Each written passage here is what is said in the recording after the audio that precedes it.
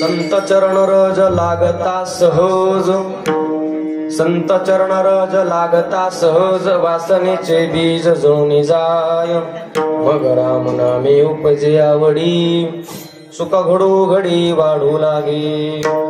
कंठी प्रेम दाटे नयनी नीर लोटे, कंठी प्रेम दाटे नयनी नीर लोटे, हृदयी प्रगटे राम रूप, मग राम नामे उपजे आवडी, सुख घडो घडी वाढू लागे.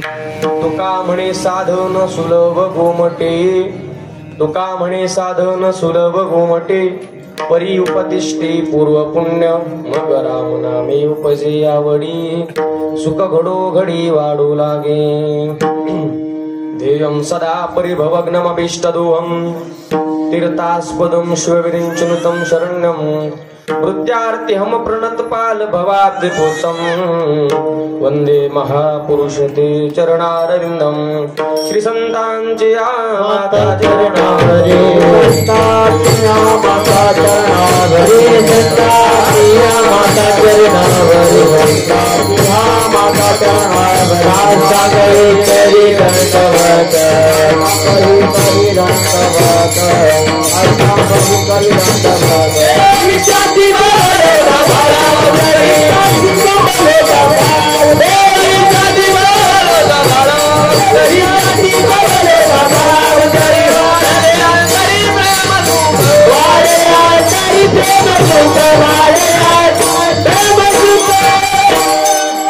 संतांच्या माथा चरणावरी साष्टांग करी दंडवत, विश्रांती पावलू सांभाळा उत्तरी, वाढले अंतरी प्रेम सुख, अलंकापुरी रम्य सिंहासनस्थं, पदांबुज तेजस्फुरति प्रदेशं, विजिन्द्रादिदेवे सदा स्तूयमान, समाधिस्थो मूर्तिं भजे ज्ञानदेवम्. ओम नमो ज्ञानेश्वरा, करुणाकरा दयाळा, तुमचा अनुग्रह लादलो पावन झालो चराचरी. नमो सद्गुरु तुकया ज्ञान दीपा, नमो सद्गुरु सच्चिदानंद रूपा, नमो सद्गुरु भक्त कल्याण मूर्ते, नमो सद्गुरु भास्करा पूर्ण कीर्ती. सेवे लागे सेवक झालो तुमच्या लागलो निज चरणा, अहो स्वामी तुकया देवा, यावरी न करावा अभीर मस्तक माझा पायावरी. या वारकरी संतांच्या ओम नमो जी आद्या, वेद प्रतिपाद्या, जय जय सुसंवेद्या आत्मरूपा. देवा तुची गणेशो, सकलार्थमती प्रकाशो, मणे निवृत्ती दासो, अवधारी जोजी. हे शब्द ब्रह्म अशेष, तेची मूर्ती सुरेश, तेत वर्ण वपु निर्दोष मिरवतासे. विठला विठला विठला विठला विठला. संत चरण रज लागता सहज, वासनेचे बीज जळून जाय, मग राम नामे उपजे आवडी, सुख घडो घडी वाढू लागी. प्रस्तुत प्राप्त प्रसंगी संप्राप्त सेवे करता निवडलेला अभंग श्रीमंत संत जगद्गुरु तुकोबारा यांचा 4 चरणाचा उत्कृष्ट आणि गोड असा अभंग आज या ठिकाणी सेवे करता निवडलेला आहे. लक्ष देऊन ऐका. या अभंगाच्या द्वारा श्रीमंत संत जगद्गुरु तुकोबाराय संत महात्म्यांचं जर चरण आपल्या जीवनात सहज सहज जर प्राप्त झालं तर माणसाच्या जीवनामध्ये काय काय बदल घडतो याचं चिंतन करणारा गोड असा अभंग आहे. विडाला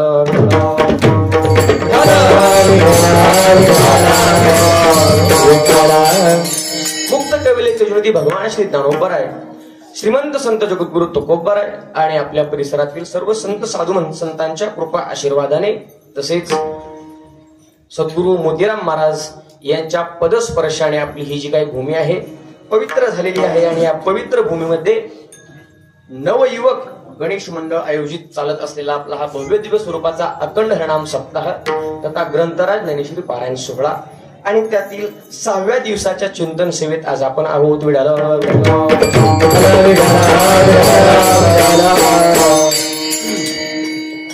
सेवा समर्पित करत असताना आज या ठिकाणी आपल्या या रांजणी या गावामध्ये आपल्या पवित्र अशा पंचक्रोशी परिसरातून आणि आपल्या या पवित्र गावातून या ठिकाणी गायनाचार्य मंडळी, वादनाचार्य मंडळी आणि तुम्ही श्रोते मंडळी सर्वांची आज उपस्थिती या ठिकाणी आहे.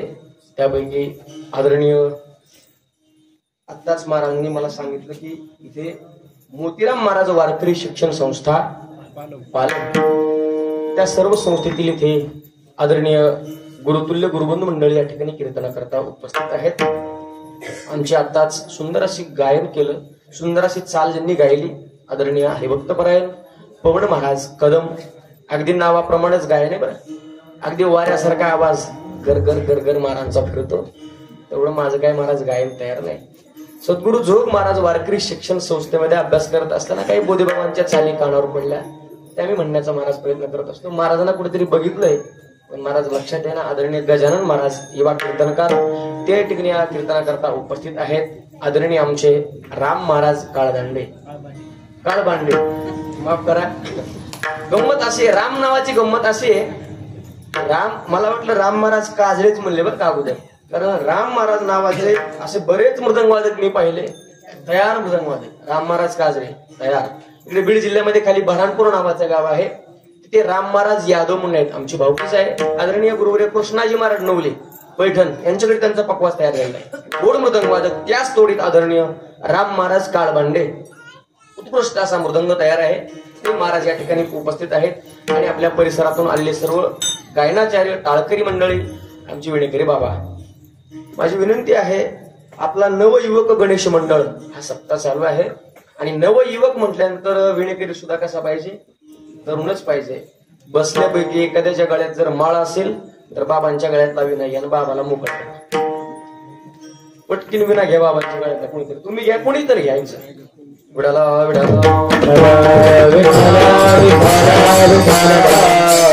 गोड असं नियोजन आपल्या गावकरी मंडळाने केलेलं आहे. आपल्या गावाच्या परमार्थिक वैभवाला शोभेल असा कार्यक्रम आपण गोड असा कार्यक्रम करत आहात. आजचा कार्यक्रमाचा 6वा दिवस आहे.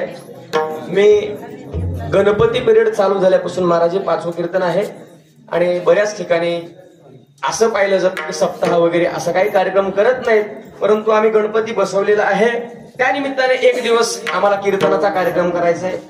असं काही गावकरी मंडळी नियोजन करत असतात, परंतु आपल्या गावानं भरपूर पुण्य केलेलं आहे. आपलं हे जे गाव आहे हे संत चरण रज प्राप्त झालेलं गाव आहे, आणि संतांचा सहवास आपल्या अंतःकरणामध्ये कुठेतरी ठसावला गेलेला असल्यामुळे अशी चांगली सद्वासना आपल्या मनामध्ये, आपल्या अंतःकरणामध्ये निर्माण झाली. आणि जवळजवळ आपला सप्ताह सुरुवात होऊन 30 वर्ष पूर्ण झालेली आहेत, आणि अगदी गोड असा सप्ताह आपण या ठिकाणी करता. तुम्हाला द्यावेत तेवढे धन्यवाद. कमी आहे आदरणीय महाराजांचं काय ना, गुळभिले महाराज गावकरीच आहेत ना, गावकरीच आहेत, ते सुद्धा या ठिकाणी टाळ घेऊन उभा आहेत. वास्तविक इथे माझ्यापेक्षा जास्त काल साधना ज्यांनी परमार्थाची केलेली आहे अशी मंडळी इथे उपस्थित आहे. आता माझं वय सध्या 28 आहे, आणि माझ्या वयापेक्षा अधिक काल ज्यांनी परमार्थामध्ये घातला अशी मंडळी इथे कीर्तनाकरता उपस्थित आहे. मग आपल्यासमोर मी काय बोलावं, परंतु आपल्याला या ठिकाणी सेवेकरता बोलवलेलं आहे, म्हणून एक तासभर मी मला जशी जमेल, सद्गुरु जोग महाराज जशी मला बुद्धी देतील, भगवान परमात्मा जशी मला बुद्धी देतील, बुद्धीची देवता भगवान श्री गणेश मला जशी बुद्धी देतील त्याप्रमाणे मी अभंगावर चिंतन करण्याचा प्रयत्न करतो. विडाला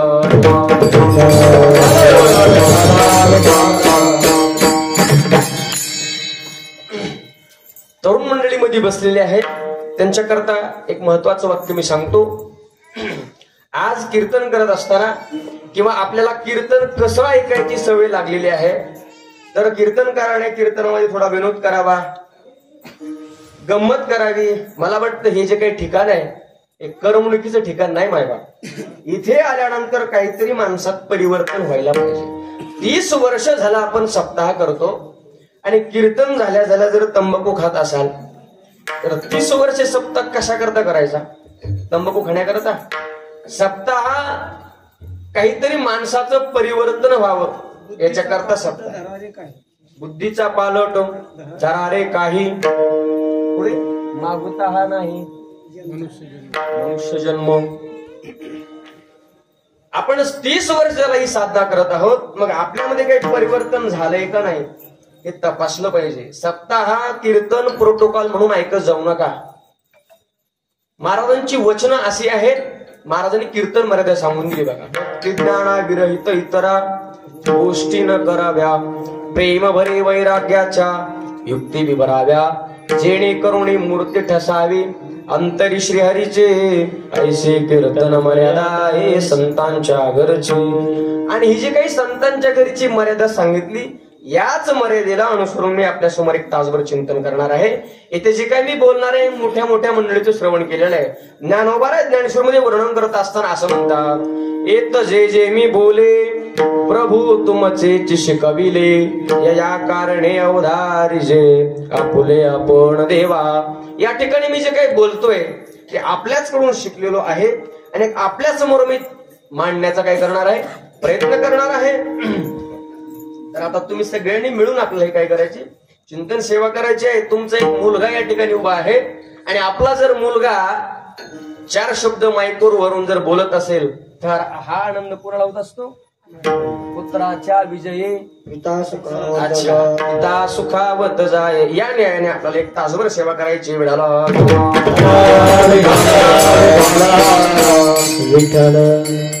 बाळ गंगाधर टिळक यांनी हा गणेश उत्सव काय केलेला आहे, चालू केलेला आहे. आता मगाशी थोडं मी पाहिलं 20 ऑक्टोबर 1893 साली त्यांनी हा गणेश उत्सव सर्वात प्रथम सुरुवात केला. कशा करता केला तर माणसाने एकत्रित यावं आणि एकत्रित आल्यानंतर काहीतरी संत विचाराची देवाणघेवाण होत असते म्हणून करता हा कार्यक्रम असतो. आणि अगदी आपल्या गावाच्या परमार्थिक वैभवाला शोभेल असा गोड असा कार्यक्रम आपण करत आहात. तरुण मंडळी याच्यामध्ये सक्रिय आहे म्हणून मला मोठा आनंद आहे. परंतु तरुण मंडळी मध्ये बसलेली आहे. इथं जर समोर येऊन बसलात तर मला आणखी आनंद होईल. माझी विनंती आहे तुम्हाला, जेवढ्यांना जमते तेवढे तरी बसा. विडाला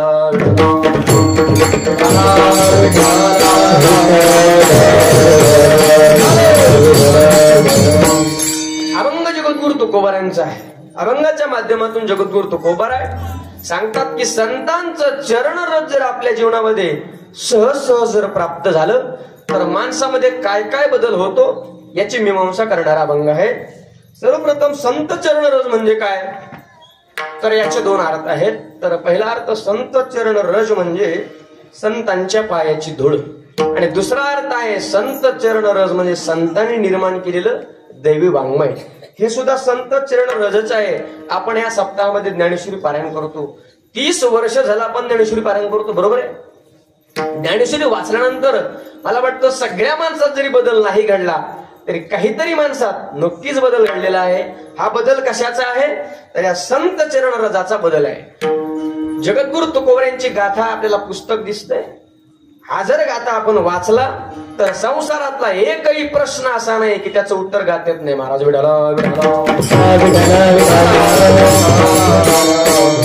पण आपल्याला ही गाथा वाचायला ज्ञानेश्वरी वाचायला मायबाप वेळ नाही. परंतु या ग्रंथाचं एवढं मोठं महात्म्य आहे.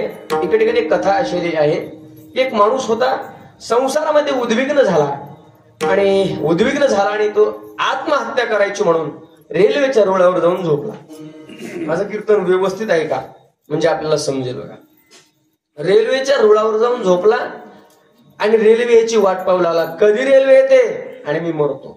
संसारी होता, त्याच्या जीवनामध्ये सत्संग कधी घडलेला नव्हता. सत्संग जर जीवनात नाही घडला तर माणूस काय करेल सांगता येत नाही. म्हणून माणसाच्या जीवनामध्ये सत्संग घडला पाहिजे. मोठ्या आठासाने सत्संग केला पाहिजे. पंचदशिकार सांगतात सत्संगेन परमप्राप्य दुस्तरम तरते चिरात तस्मादति प्रयत्नेन सत्संगम सततम करू. ते सांगतात की माणसाने सतत सत्संग केला पाहिजे. सत्संगामध्ये माणसाचं जीवन बदलण्याचं सामर्थ्य असतं. या व्यक्तीच्या जीवनामध्ये सत्संग घडलेला नव्हता. रेल्वेच्या रुळावर जाऊन झोपला, कधी रेल्वे ते वाट पाहू लागला. परंतु वारा सुटला होता आणि वाऱ्याने एका ग्रंथाचं फाटलेलं पान उडत उडत आलं आणि ते छातीला अडकलं. मग कशाचं पान आहे ते पाहण्याकरता त्याने समोर धरलं तर ते जगद्गुरु तुकोबारांच्या गाथ्याचं पान होतं. आणि त्याच्यामध्ये असा अभंग लिहिला होता. पहिला अभंग होता की मरण मागे तो गाढवाचा बाळ, म्हणजे जो मरणाची इच्छा करतो तो गाढव आहे. त्या एका चरणाचा त्याच्यावर परिणाम झाला. ताडकन उठला, म्हणला मी मरण मागत मी काय गाढव आहे का. आळंदीला गेला, ज्ञानेश्वरीचे भरपूर पारायण केले, पुढे मोठा साधू झाला.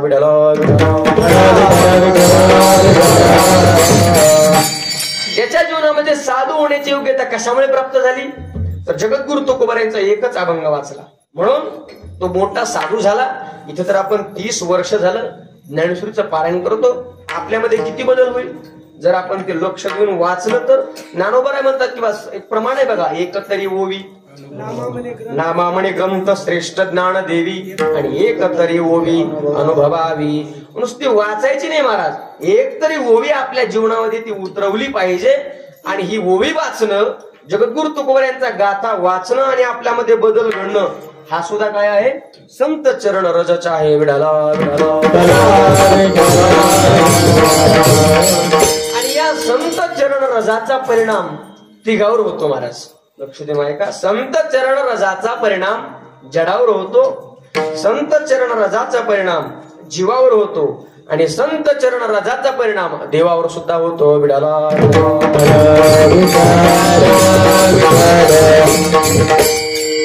संत चरण रजाचा परिणाम जडावर होतो. याच्याकरता जगद्गुरु तुकोबार यांच्या जर चरित्राचा आपण धांडोळा घेतला तर आपल्या लक्षात येतं की जगद्गुरु तुकोबाराय भजन करण्याकरता कधी बोर्ड्यावर जायचे, कधी भामचंद्रावर जायचे, तर कधी भंडारा डोंगरावर जायचे. मग त्यांच्या धर्मपत्नी आईसाहेब महाराजांना दुपारी भाकरी खायला घेऊन जायच्या. मग जात असताना कधी त्यांना भंडारावर जावं लागायचं, परत खाली यायचं, परत बोर्डेश्वरावर जायचं, परत खाली यायचं. मग भामचंद्रावर महाराज सापडायचे. मग एके दिवशी जाईसाहेब त्यांना म्हणले, महाराज तुम्ही भजनाला जात असता, जात जा, भजनाला जाण्याकरता माझं ना नाही, परंतु भजनाला जात असताना तुम्ही कोणत्या डोंगरावर जाता हे मला सांगून जा, म्हणजे मला फेरफटका होणार नाही. तेव्हा जगद्गुरु तुकोबाराय म्हणतात, जिजे मी कोणत्या डोंगरावर गेलोय कसं ओळखायचं, ऐक सांगतो तुला. देऊच्या बाहेर आल्यानंतर 3 वाटा लागतात, त्या 3 वाटेला कान लावून पाहायचं. ज्या मातीतून विठ्ठल विठ्ठल ध्वनी येतो समजायचं मी तिकडे गेलो. विडाला विडाला संत चरण रजाचा परिणाम जडावर होतो. जनाबाईच्या गोऱ्या महाराज काय म्हणायच्या का, संतांचं चरण रज, संतांचे पाय त्या गौऱ्याला लागले असल्यामुळे त्यांच्या गोऱ्यातून सुद्धा, बरोबर आहे, आपण जिवंत माणसं आपल्याला विठ्ठल विठ्ठल येतं का मुखाला, येतं का? मग आपण जड नाही तर कोण जडच आहेत की आपण. विडाला संत चरण रजाचा परिणाम जडावर होतो, संत चरण रजाचा परिणाम देवावर सुद्धा होतो. ऐका, भगवान परमात्मा संतांचं मनोगत व्यक्त करत असताना म्हणतात, नाथ महाराजांनी भागवतामध्ये वर्णन केलंय, माझ्या ठाई जे पवित्रपण ते मज भक्ताचे निजाण, म्हणून मी भक्ता मागे आपण दावे चरण रज वंदाया, भक्त चरण रज वंदिता, मज केवळी आली पवित्रता, माझी पायवणी वाही माथा, जाण तत्वता सदाशिव. विडाला भगवान परमात्मा म्हणतात की माझ्या ठिकाणी जे काही पवित्रपण आहे ते काही पवित्रपणा माझा नाही, तो पवित्रपणा माझ्या ठाई जे पवित्रपण ते मज भक्ताचे निजाण, ते भक्तापासून अर्थात संतापासून मला पवित्रपणा प्राप्त झालेला आहे. वास्तविक मी पवित्र नाही, तर हा पवित्रपणा मला संतांच्या मुळे प्राप्त झाला. एकनाथ महाराजांनी याचं वर्णन केलं आहे. भगवान परमात्मा संत चरण रजाला किती महत्व आहे पटवून देण्याकरता कधी कधी लीला करतात. पुराणामध्ये एक अशी कथा आलेली आहे की भगवान परमात्म्याने एका डोकं दुखण्याचं नाटक केलं. वास्तविक देवाचं डोकं कधी दुखत नसतं, परंतु देवानं डोकं दुखण्याचं नाटक केलं का, तर भक्त चरण रजाला अर्थात संत चरण रजाला किती महत्व आहे हे पटवून देण्याकरता. भगवान परमात्मा एकदा नारद मुनीला म्हणू लागले, माझं डोकं दुखतंय, माझं डोकं दुखतंय. मग नारदजी म्हणले, औषध तुम्ही सांगा. काय नाही म्हणे, भक्ताच्या पायाची धूळ जर माझ्या डोक्याला लावली की माझं डोकं लगेच बरं होणार. विडाला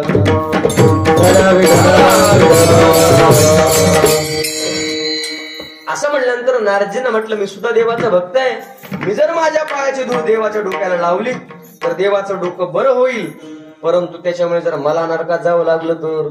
म्हणून नारदजी म्हटले, काही नाही, मी आजूबाजूला काही भक्त आहेत का पाहतो आणि त्यांच्या पायाची धूळ घेऊन येतो. म्हणून नारदजी द्वारकेमध्ये आले, भगवान परमात्म्याच्या स्वरूप पट्टराण्याला जवळ बोलावलं आणि सांगितलं की देवाचं डोकं दुखतंय आणि तुमच्या पायाची धूळ जर देवाच्या पायाला डोक्याला लावली तर देवाचं डोकं लगेच बरं होणार. असं म्हटल्यानंतर काही हरकत नाही म्हणे, आमच्या पायाची धूळ घेऊन जा. आणि मग नारदजी त्यांना म्हणले, तुम्ही तुमच्या पायाची धूळ देवाला लावण्याकरता देतात, परंतु तुम्हाला नरकात जावं लागलं बरं का. नरकात जावं लागलं म्हटलं गेलं की सगळे, कारण नरकात जाण्याची भीती प्रत्येकाला वाटते. म्हणून करता थांबले धूळ द्यायला तयार होत नाहीत. नारदजी परत आले आणि सांगितलं की धूळ द्यायला कोणी तयार नाही.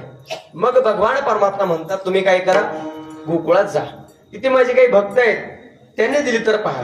म्हणून नारदजी गोकुळात जातात. ते भगवान परमात्म्याचे भक्त गोपिका गोपाळ होते. गेल्यानंतर नारदजी आले. कस काय आले चौकशी केली.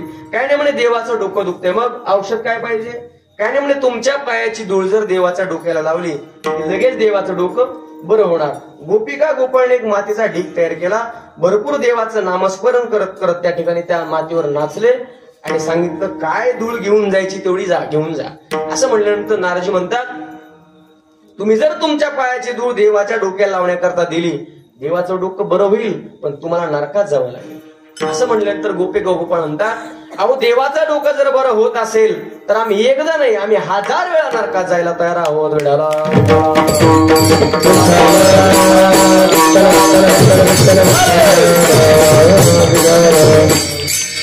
याला भक्त म्हणायचं बरं का.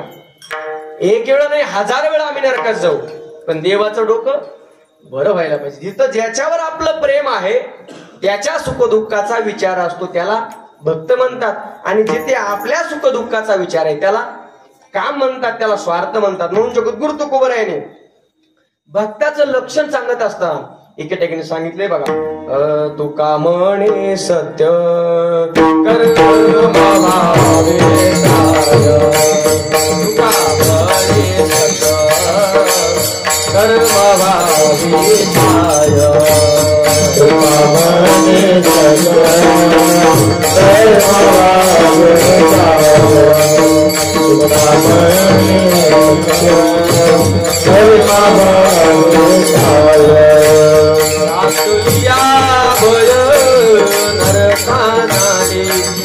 म्हणे सत्य कर्म घातलिया भय नरका जाणे जय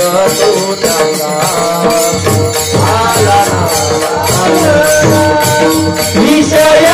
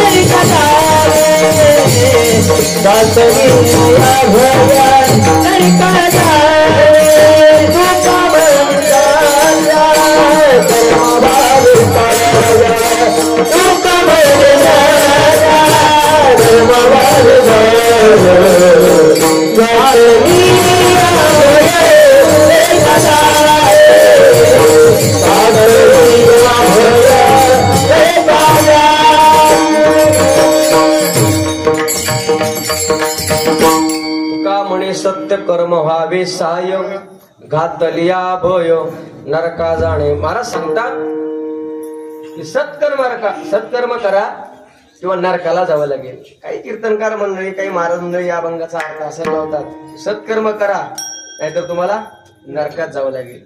या अभंगाचा जर आपण पूर्ण विचार केला तर या अभंगामध्ये सुरुवातीला काय सांगितलं महाराज, भक्ताची लक्षणं सांगितलेत. मग सुरुवातीला जर भक्ताची लक्षणं सांगितले तर शेवटी उपदेश कसं काय करतील. जगद्गुरु तुकोबारायांचा गाथ्याचा जर आपण अभ्यास केला तर जगद्गुरु तुकोबारायांच्या प्रत्येक अभंगामध्ये ज्या गोष्टीनं उपक्रम केला त्याच गोष्टीनं उपसंहार करतात. मग सुरुवातीला जर भक्ताचं लक्षण सांगितलं तर शेवटी उपदेश कसं काय करतील. नाही महाराज, तर शेवटी सुद्धा भक्ताचं लक्षणच आहे. काय भक्ताचं लक्षण आहे तर नरकात जाण्याची जरी भीती घातली तरी जो सत्कर्म सोडत नाही त्याला भक्त म्हणतात.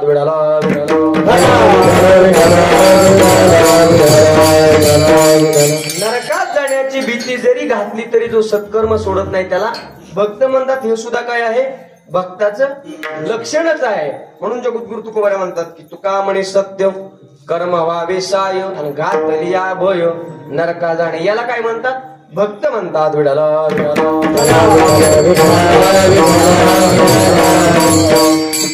मग संत चरण रजाचा परिणाम देवावर होतो आणि संत चरण रजाचा परिणाम जीवावर सुद्धा होतो. महाराज संत चरण रजाचा परिणाम जीवावर खूप होतो. तुळशीदास स्वामी एके ठिकाणी वर्णन करतात. तो आपल्याला दोहा सगळ्यांना पाठ आहे बघा. तो दोहा आपण म्हणतो आणि हनुमान चालीसा काय करतो? सुरुवात करतो. काय दोहा आहे बघा तो? श्री गुरु चरण सरोज रज निज मन मुकुर सुधारी परनऊ रघुबर विमल जसो जोदाय कुफलचारी. तुळशीदास स्वामी म्हणतात की श्री गुरु चरण सरोज रज निज मन मुकुर सुधारी. ते म्हणतात की श्री गुरूंच्या चरण रजाने श्री गुरु चरण सरोज रज निज मन मुकुर सुधारे. मी माझा मनरूपी आरसा काय करतो?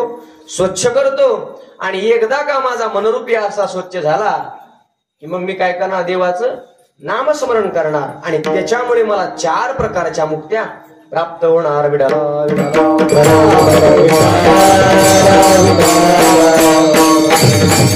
असं संत चरण रजाचं खूप मोठं महात्म्य आहे. असं जर संत चरण रज आपल्या जीवनामध्ये जर प्राप्त झालं तर काय काय बदल घडतो महाराज अभंगाच्या?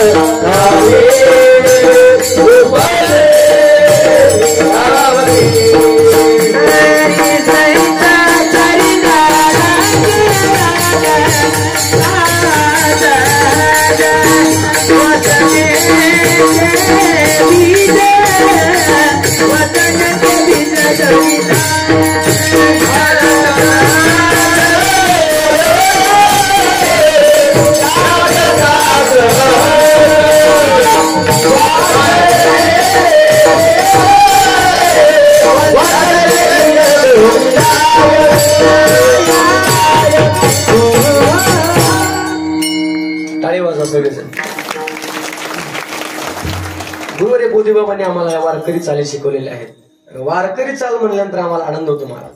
संत चरण संत चरण रज लागता सज संत चरण रज लागता सज सहज चाल म्हणायची बघा. संत चरण रज लागता सहज वासनेचे बीज जळून जाय. महाराज म्हणतात की संतांचं चरण रज जर आपल्या जीवनात सहज प्राप्त झालं तर काय होतं? वासनेचे बीज जळून जाय. तर संत चरण रज म्हणजे काय? वासना म्हणजे काय? वासनेचं बीज म्हणजे काय? आणि ते संतांच्या सहवासात गेल्यानंतर कसं जातं याचा आपण उरलेल्या वेळामध्ये विचार करू आणि 8 तास घेऊ, आहे की नाही विडाला.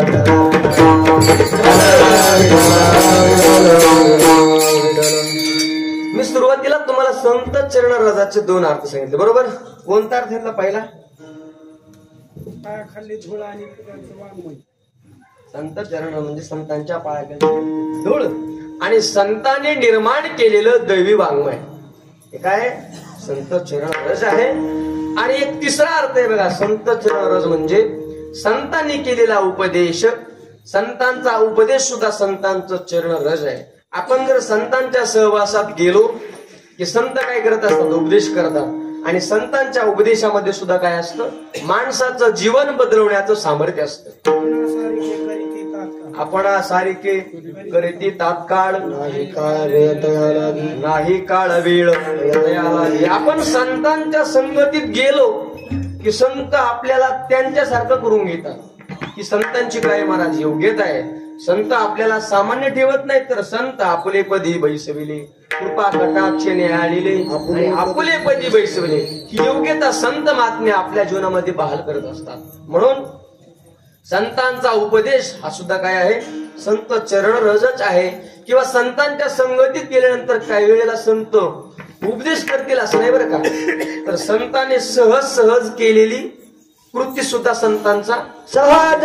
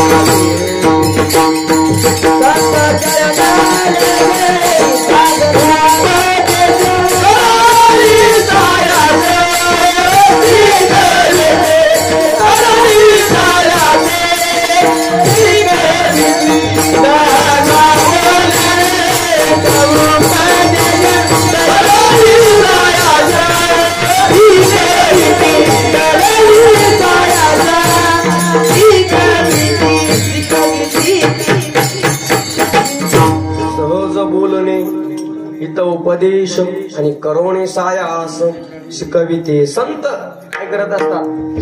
सहज उपदेश करतात. संतांनी सहज केलेल्या उपदेशामध्ये सुद्धा जगाचं काय असतं महाराज? कल्याण असतं. किंवा आणखी एक प्रमाणे बघा, सहज त्यांच्या ऐकता गोष्टी परमार्थ पोटे तोडावे याचं चिंतन करत असताना आदरणीय ज्ञानसिंधू गुरुवर संदीपान दादाच्या मुखातलं एक दृष्टांत सांगून जातो. ते म्हणायचे की मी आदरणीय प्राचार्य मामासाहेब दांडेकर हे संस्थेचे अध्यक्ष असताना मी लिखापडीचं काम करण्याकरता संस्थेत होतो.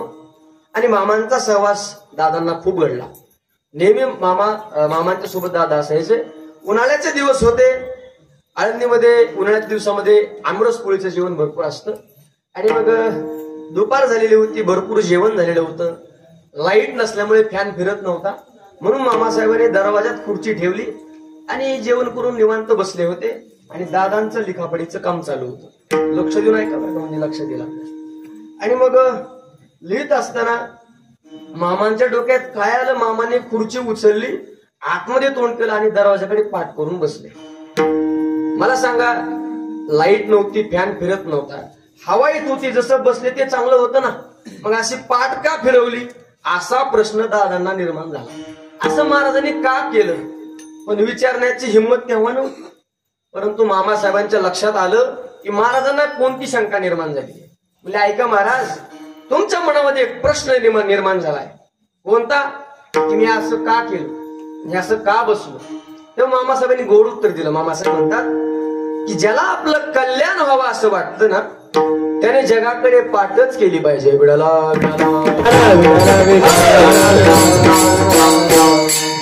सहज बोलणे आणि त्यांच्या सहज बोलण्यामुळे मला वाटतं की गुरुवीर संदीपान दादांच्या अध्यक्षपदाला आणि परीक्षक पदाला आतापर्यंत गालबोट नाही महाराज. ही ताकद कोणाची आहे? संतांची ताकद आहे. विडाला काय असतं बघा, संतांच्या वाणीमध्ये अनुभव असतो आणि अनुवाद असतो. याचं ताकद संतांच्या वाणीमध्ये आलेली असते. असं म्हणतात की गुरुवर्य मामासाहेब दांडेकर शेवटच्या काळामध्ये कीर्तन करत नव्हते. कीर्तनकाराचं कीर्तन झाल्यानंतर शेवटी फक्त 10 मिनिटं बोलायचे. 10 मिनिट. आणि ते 10 मिनिट भाषण ऐकण्याकरता लोक 10 तास येऊन बसायचे. काही लोकांनी विचारलं होते, महाराज तर 10 मिनिटं बोलतात आणि तुम्ही 10 तास येऊन बसता, अगोदर कशा करता बसता? हो म्हणे, त्यांचं 10 मिनिटाचं भाषण ऐकलं आणि त्यातलं एखादं वाक्य जर आम्ही आमच्या हृदयावर कोरलं तर आमचं जीवन यशस्वी होतं. म्हणून करता आम्ही त्यांचे 10 मिनिटं ऐकण्याकरता 10 तास बसतो. कशा करता? माणसाचं जीवन बदलण्याकरता.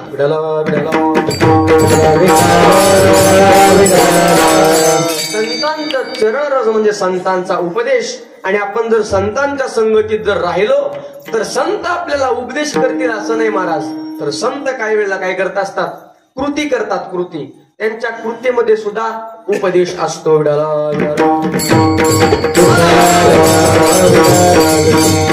संतांच्या सहवासात आपण गेला आणि एखादी त्यांनी जर कृती केली तर त्या कृतीमध्ये सुद्धा माणसाचं बदल घडवण्याचं सामर्थ्य त्यांनी केलेल्या कृतीमध्ये असतं. तुम्हाला एक गोष्ट सांगतो म्हणजे आपल्या लक्षात येईल. सर्व शेतकरी वर्ग आहे. शेतकरी वर्गाला शेतकरी वर्गासारखं बोलावं लागतं. एक गोड गोष्ट सांगतो, तुमच्या लक्षात येईल बघा. एक सद्ग्रस्त होता आणि काही पारमार्थिक प्रश्न विचारायचे म्हणून एका साधूंच्याकडे जायला निघाला. जात असताना वाटेत एक घर लागलं आणि त्या घराच्या बाहेर एक पिंजरा अडकवला होता आणि त्या पिंजऱ्यामध्ये एक पोपट होता. त्या पोपटाने प्रश्न विचारला, का हो दादा कुठे चालला?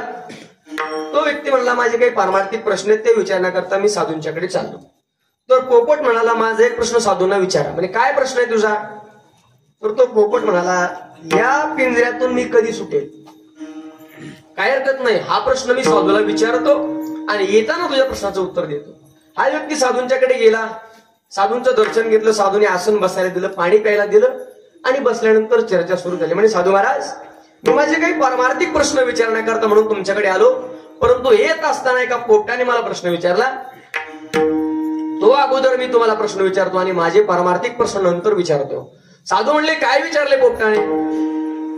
हा व्यक्ती म्हणाला की तो पोपट म्हणतोय की मी या पिंजऱ्यातून कधी सुटेल. असं म्हणल्याबरोबर साधूने हातपाय ढिले केले, डोळे पांढरे केले आणि जमिनीवर असं मागं पडले. असं पडल्यानंतर त्या व्यक्तीला वाटलं महाराजांची अचानक तब्येत बिघडली, म्हणून त्या साधूंना उठवलं, पाणी प्यायला दिलं, बसलो. म्हणे, महाराज तुमची आज काही तब्येत बरी नाही, मी काय करतो, उद्या प्रश्न विचारण्याकरता येतो. हा व्यक्ती वापस जायला निघाला. त्या पोपटाने आवाज दिला, झालं का माझं काम? विचारला का म्हणे माझा प्रश्न? तो व्यक्ती म्हणला, प्रश्न विचारला परंतु साधूंची तब्येत काही बरी नाही, आज साधूंची तब्येत बिघडलेली आहे, तर उद्या मी जाणार आहे आणि तुला उद्या गेल्यानंतर वापस येताना तुझ्या प्रश्नाचं उत्तर देतो. हा व्यक्ती घरी गेला. दुसऱ्या दिवशी जायला निघाला. पोपटाने आठवण केली, विचारा बरं का माझा प्रश्न. हा व्यक्ती साधूंच्याकडे गेला, बसला आणि साधूना तो प्रश्न विचारला. कोणता? पोपटाचा. की साधू हातपाय ढिले करायचे, डोळे पांढरे करायचे आणि जमिनीवर पडायचे. या व्यक्तीला वाटलं या प्रश्नात काहीतरी गडबड आहे, या प्रश्नात काहीतरी गडबड आहे. आता मी उद्या येणार पण या पोपटाचा प्रश्न विचारणार नाही. साधूला उठवलं, पाणी प्यायला दिलं आणि साधू महाराजांना सांगितलं, महाराज प्रश्न विचारल्यानंतर तुमची तब्येत बिघडते, आता मी उद्या प्रश्न विचारण्याकरता येतो. आणि तो व्यक्ती जायला निघाला. जात असताना त्या पोपटाने आठवण केली, विचारला का माझा प्रश्न? व्यक्ती म्हणला, तुझा प्रश्न मी साधूंना विचारणार नाही. काय विचारणार नाही? तुझा प्रश्न विचारला की साधू हातपाय ढिले करतात, डोळे पांढरे करतात आणि जमिनीवर पडतात. तुझा प्रश्न उद्या विचारणार नाही. मी उद्या जाणार परंतु मी माझा प्रश्न विचारणार.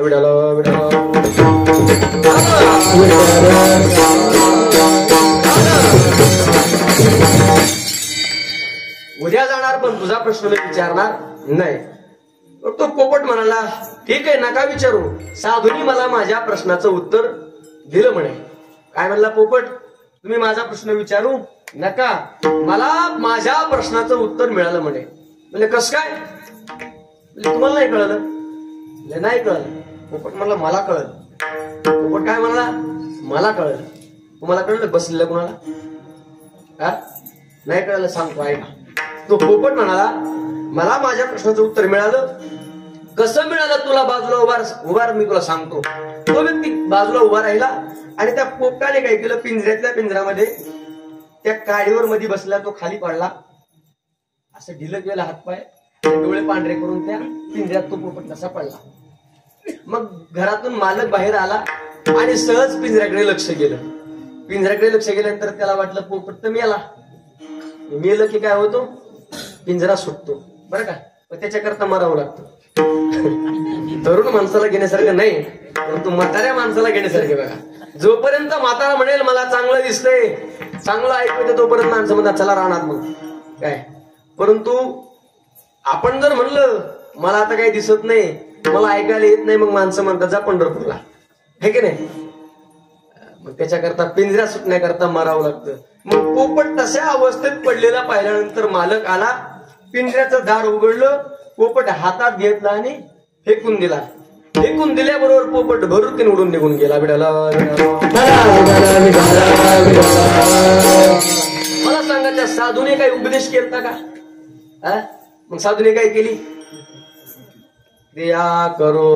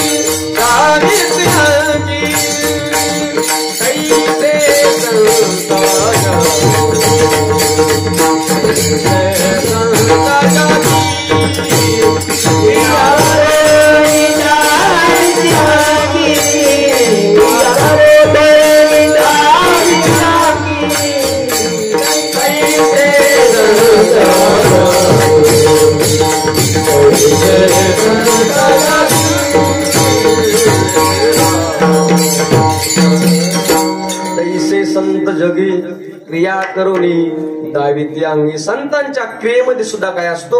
उपदेश असतो. आणि असं जर संतांचा उपदेश, असं जर संतांचं चरण जर जीवनात प्राप्त झालं, तर माणसाच्या जीवनातील ज्या काही वासना आहेत, त्या वासनाचं तर असं नाही तर वासनेचं बीज जळून जातं.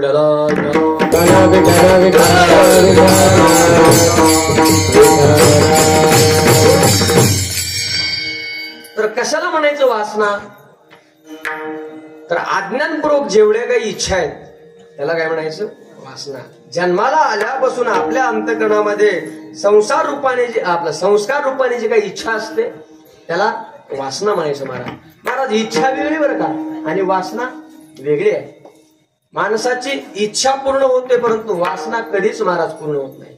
माणूस मेला तरी सुद्धा माणसाची वासना पूर्ण होत नाही. महाराज तहान लागल्यानंतर पाणी प्यावंसं वाटणं ही इच्छा आहे का वासना आहे बाबा? इच्छा आहे. परंतु तहान नसताना भलतच काहीतरी प्यावं वाटणं ही काय? वासना आहे महाराज. माणसाला वासना दुःख येते महाराज. भूक लागल्यानंतर भाकरी भाजी खावं असं वाटणं हे काय आहे? इच्छा आहे. परंतु भूक नसताना दुसरं काहीतरी खावं असं वाटणं वासना आहे महाराज. बरोबर आहे.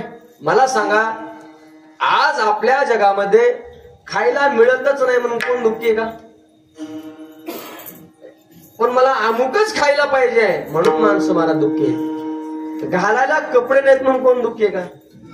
महिला मंडळ यांनी जर कपाट उघडलं आहे की नाही, सगळं प्रत्येकाला माहिती, प्रत्येकाला कपडे आहेत, परंतु मला अमुक सारखाच कपडे घालायला पाहिजेत म्हणून माणसाला दुःख आहे महाराज. आणि हे दुःख जास्त मला वाटतं महिला मंडळाला नाही, आम्हा पुरुष मंडळाला याचं दुःख नाही महाराज. जे असेल त्यात आम्ही समाधानी असतो. बरोबर आहे. परंतु महिला मंडळांना एखाद्या बाईसारखी साडी बघितली की नवऱ्यापाशी ते हट्ट करतात, मला तशी साडी पाहिजे. आणि तिच्या काटा पदराला वगैरे वगैरे गोंडे वगैरे वगैरे बरीच चर्चा चला, त्याचा मला आता इथे विषय घ्यायचा नाही.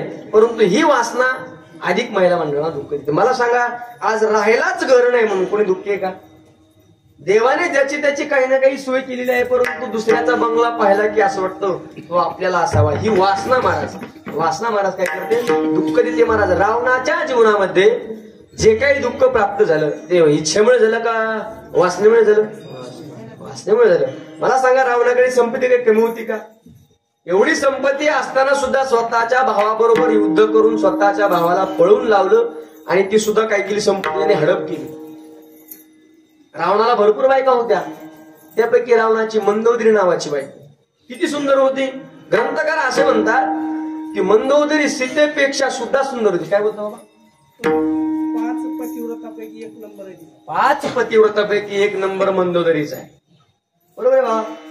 मंदोदरी एवढी सुंदर होती, ग्रंथकार असं म्हणतात जिचं उदर मंद म्हणजे लहान आहे अशी मंदोदरी सीतेपेक्षा कितीतरी पटीने सुंदर होती. परंतु सीतेला पाहिला आणि त्या ठिकाणी वासना पतीत झाली. महाराज रावण ही कोणी व्यक्ती नाही, रावण ही वृत्ती आहे. वृत्ती आहे.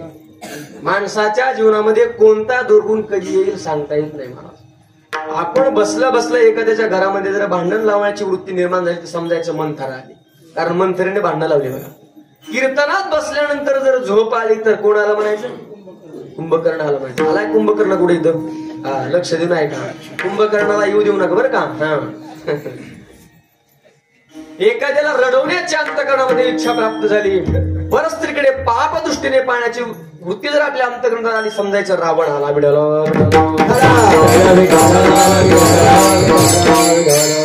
वासना महाराज खूप विचित्र आहे. वासना माणसाला खूप दुःख देते. ज्ञानोबा सांगतात की वासना माणसाला जागृतीत दुःख देते असं नाही, तर वासना माणसाला स्वप्नात सुद्धा दुःख देते. ज्ञानोबा सांगतात नवल ऐके धनुर्धरा कैसा वासनेचा संसारा देहा होवनी दिव जगरा सुख दुःखे भोगी. काही माणसं झोपेत आरडत ओरडत पळतात, त्यांना कोण दुःख देईल झोपेमध्ये? त्यांची महाराज वासना दुःख देते. एके ठिकाणी तर असं म्हणतात की वासना माणसाला जागृतीत दुःख देते असं नाही, तर वासनेमुळे माणसाला जन्म घेणे लागे वाजणे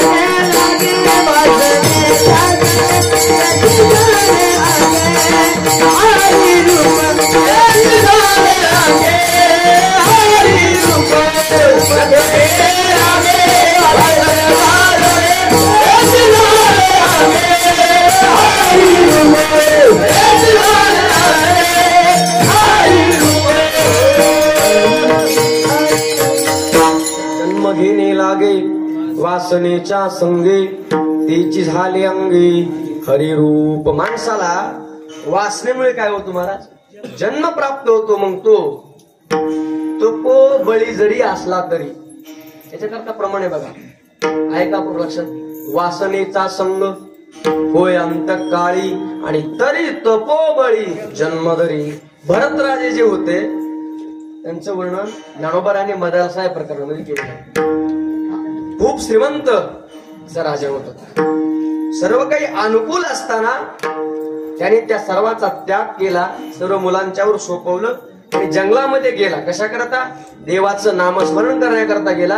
आणि मी देवाचा आहे या निश्चयाने त्या ठिकाणी तो राजा जंगलात देवाचं नामस्मरण करता निघून गेला.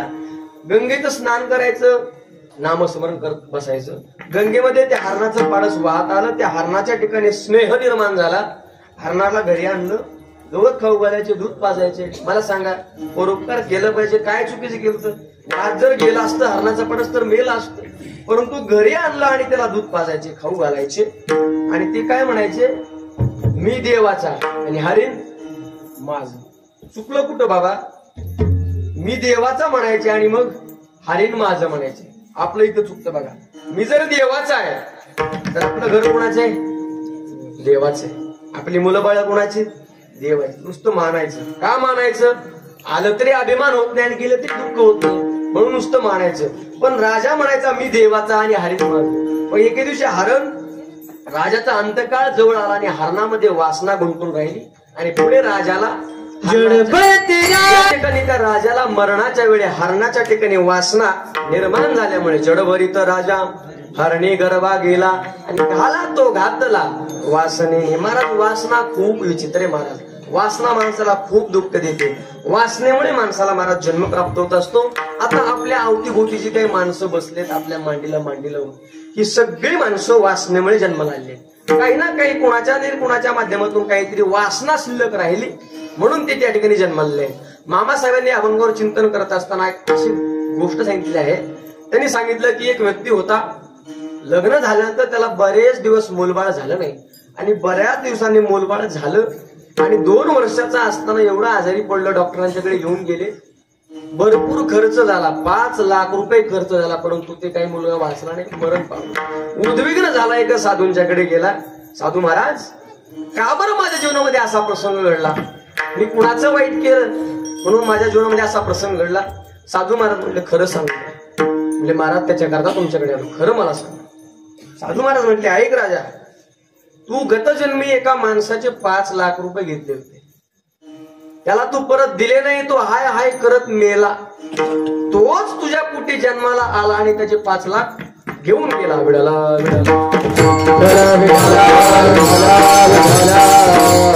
वासना महाराज खूप जीवाला दुःख देत असते.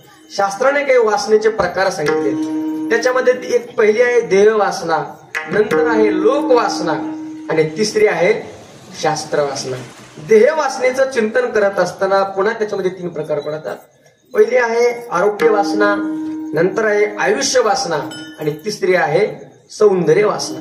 या 3 वासना माणसाला जन्माला आल्यानंतर खूप दुःख देतात. 3 वासना महाराज. पहिली आहे आरोग्य वासना. प्रत्येक माणसाला असं वाटत असतं की मी कायम निरोगी राहावं. बरोबर आहे?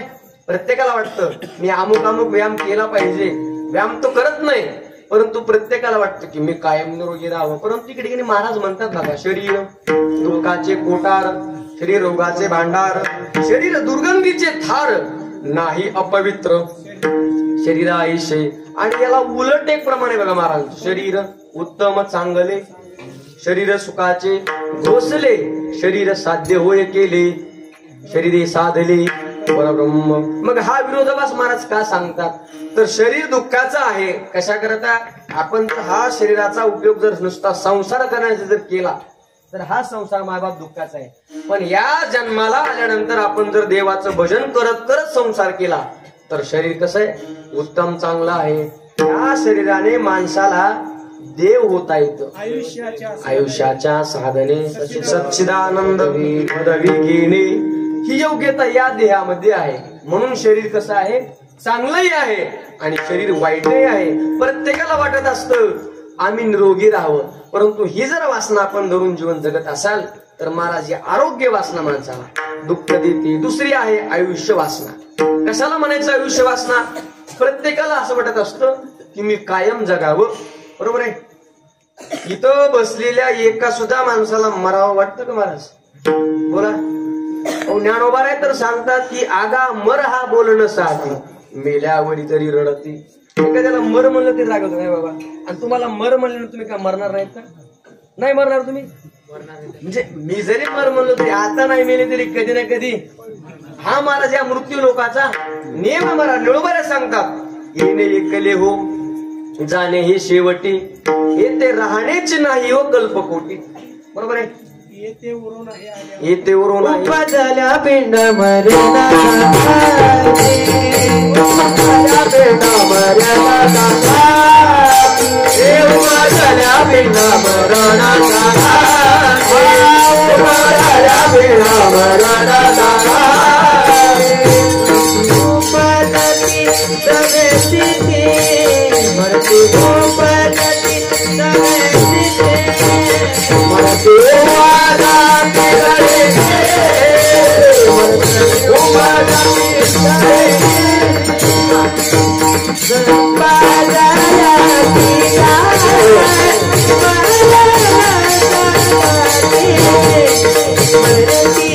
उपजती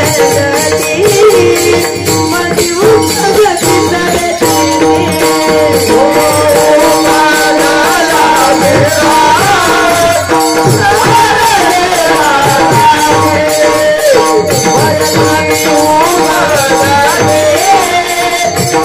उपजती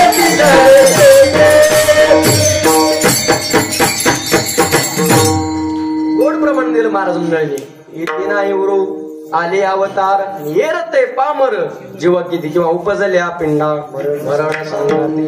ज्याचा जन्म झाला त्या प्रत्येकाला महाराज काय मरावं लागतं. एवढी गोड माणसं असल्यानंतर महाराज कीर्तनाला आम्हाला अडचण येत का?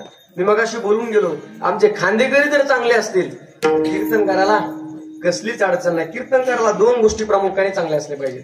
सप्ताह करत असताना कमिटीच्या मंडळीने साऊंड सिस्टीमकडे लक्ष दिलं पाहिजे आणि गायक वादक यांच्याकडे लक्ष दिलं पाहिजे महाराज. एकदा जर ह्या साऊंड सिस्टीम वाल्याने जर आमची माती केली तर सावडता येत नाही महाराज. बरोबर आहे. चौकाच्या खांद्यावर गेल्यानंतर सावडता येतं, पण यांनी जर माती केली तर मला सावरता येत नाही. गोड अशी त्यांची साऊंड सिस्टम आहे. काय नाव सिस्टम वाल्याचं? बर्डे. मध्ये इथंच आहे बरं. मगापासून म्हणतं इथं इकडे तर कुठे दिसणारच तिकडे बर्डे. गोड तुमची साऊंड सिस्टम आहे बघा.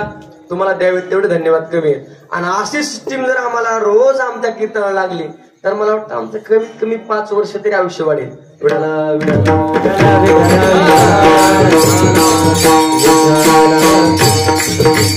गोड अशी त्यांची साऊंड सिस्टम आहे. महाराजांनी प्रमाण दिलं उपजल्या पिंडा मरण सांगाते, आणि महाराजांनी दिलं इथे नाही उरू आले अवतार, येरते पामर जीव किती. इथे आलेल्या प्रत्येका माणसाला काय महाराज मरावं लागतं. हा मृत्यू लोकाचा नियम आहे. उपजते नासे नाशिले पुनरपी दिसे, हे घटिका यंत्र जैसे परिभ्रमे गा.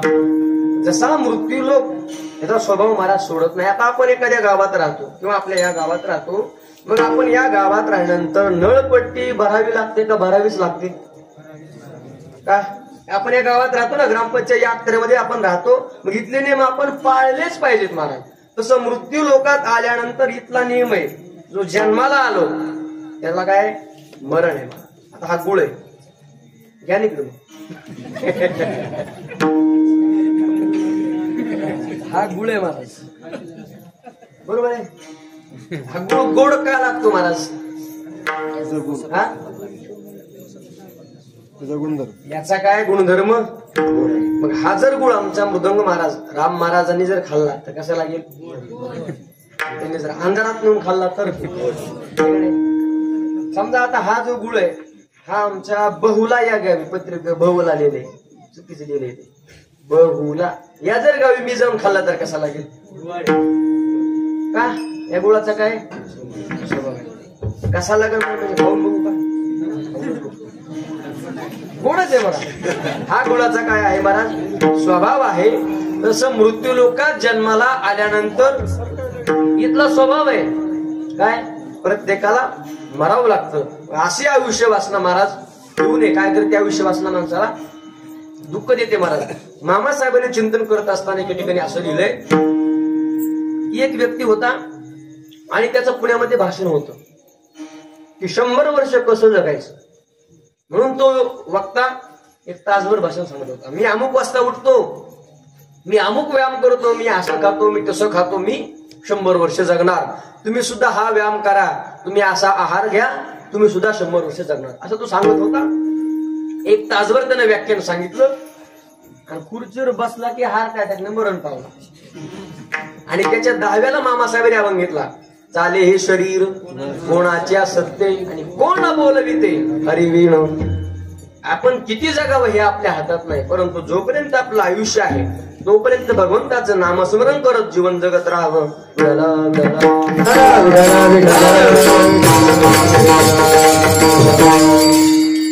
आयुष्य वासना माणसाला दुःख देत असते, म्हणून आयुष्य वासना माणसाने कधी शिल्लक ठेवू नये. आणि तिसरी आहे बघा सौंदर्य वासना. प्रत्येकाला वाटत असतं मी कायम चांगलं दिसावं, मी कायम गोंडच दिसावं, परंतु माणूस जन्माला आला की त्याच्या मागे 6 प्रकारचे दोष असतात महाराज. अस्ति जायते, वर्धते, विपर्णमते, अपक्षीयते आणि विनश्यती. हे 6 दोष माणूस जन्माला आला त्याच्या मागे लागत असतात. प्रत्येक माणसाला या 6 दोषातून वावरत वावरत पुढे जावं लागत असतं. म्हणून करता आयुष्य आपलं सौंदर्य वासना माणसाने शिल्लक ठेवू नये. एखादं लहान मुलं असतं बघा, त्याच्या पायात पैंजण घातलेले, त्याला काजळ लावलेलं, इथे एक बाजूला काजळ लावलेलं, पाठीमागे सॅक अडकवलेली असते, पायात बूट असतो आणि ते गुंगराचा आवाज करत करत अंगणवाडीत जात असतं.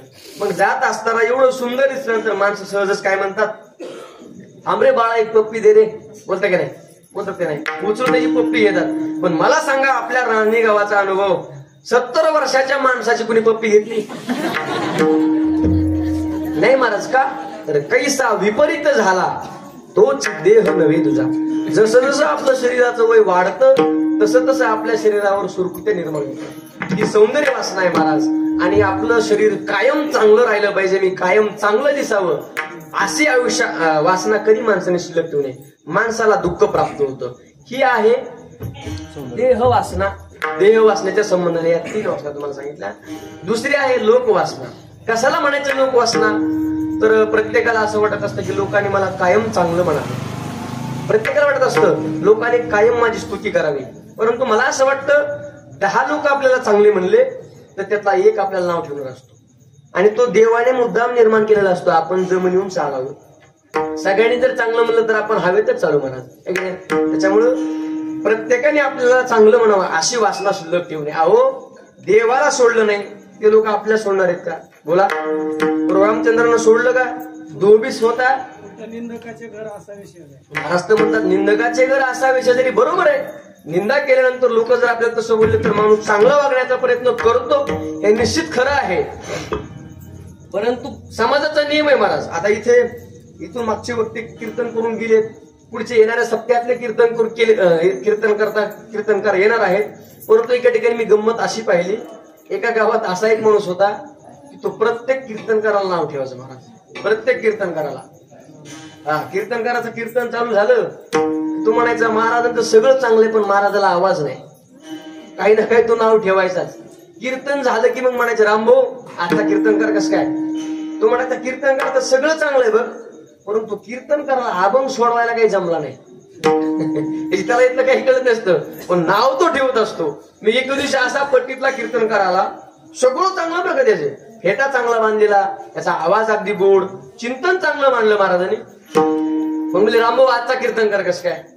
तो मला कीर्तनकाराचं सगळं चांगलंय म्हणला बरं का, पण मला कीर्तनकाराची मावशी तंबाखू खाती. कीर्तनकाराच्या मावशीने तंबाखू खाण्याचा कीर्तनकाराचा काय संबंध आहे का. लोक महाराज किती जरी चांगलं वागलं तरी काही लोक आपल्याला वाईट म्हणणारे असतात.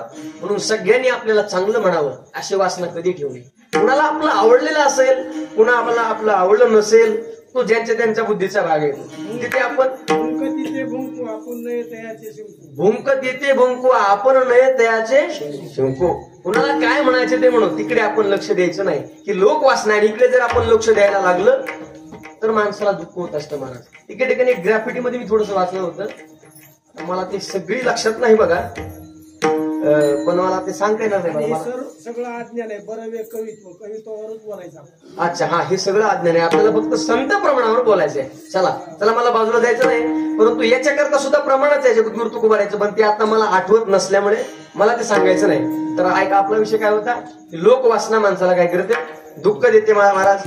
माणसाकडून पुत्रेशना सोडता येते, दारेशना सोडता येते महाराज, परंतु लोकवासना सोडता येत नाही. पुत्राच्या ठिकाणचा जो काही मोह आहे हा कमी होईल, घराच्या ठिकाणचा मोह कमी होईल, परंतु लोकवासना कमी होत नाही महाराज. मामासाहेबांनी लिहून ठेवलेलं आहे. मामासाहेब म्हणतात की लोक मरण्याच्या अगोदर स्वतःचा पुतळा तयार करून ठेवतात, स्वतःची मूर्ती तयार करून ठेवतात. का? ज्ञानेश्वरीतले मोहामुळे हे जग आंधळे झालंय. मोहामुळे सगळं जग आंधळ झालेले महाराज. पण लोकांच्या लक्षात यायला तयार नाही. लोक काय करतात, मरायच्या अगोदर आपला पुतळा तयार करून ठेवतात. का तर लोकांनी नंतर आपल्याला चांगलं म्हणावं. ही लोकवासना आहे महाराज. लोकवासना खूप दुःख देत असते. म्हणून लोकवासना माणसाने शिल्लक ठेवू नये. आणि तिसरी वासना आहे शास्त्र वासना. प्रत्येकाला असं वाटत असतं की मला मृदंग वाजवता यावा, मला गायन करता यावं, मला कीर्तन करता यावं, माझा गाथा पाठ असावा, माझी ज्ञानेश्वरी पाठ असावी, माझी पंचदशी पाठ असावी. परंतु सगळं सगळ्याला जमल असं हाताची पाची बोट सारखी नाहीत महाराज. जसं पवन महाराजांना गायन करते तसं मला करता येत नाही. त्याच्यामुळे मी काही दुःखी नाही. आपला कीर्तन विषय आहे. जगद्गुरु तुकोबारायांची वचन बोलत बोलत कीर्तन करायचं. महाराजांचा मृदंग मला तसा येत नाही. म्हणून करता ही शास्त्र वासना माणसाने शिल्लक ठेवू नये.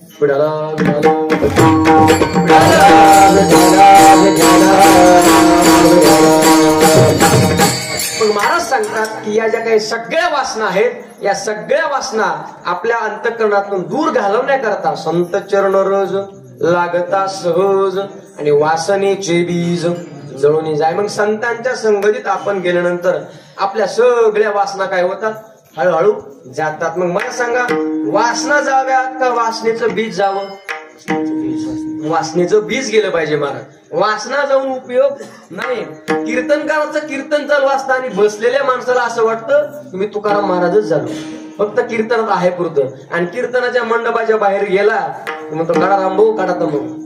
का कीर्तनात तर तुकाराम महाराज झालता. ज्ञानोबाने सांगतात की माणूस जोपर्यंत झोपीत आहे तोपर्यंत त्या माणसाला उर्वशीविषयी प्रेम नाही आणि सापाबद्दल द्वेष भीती नाही.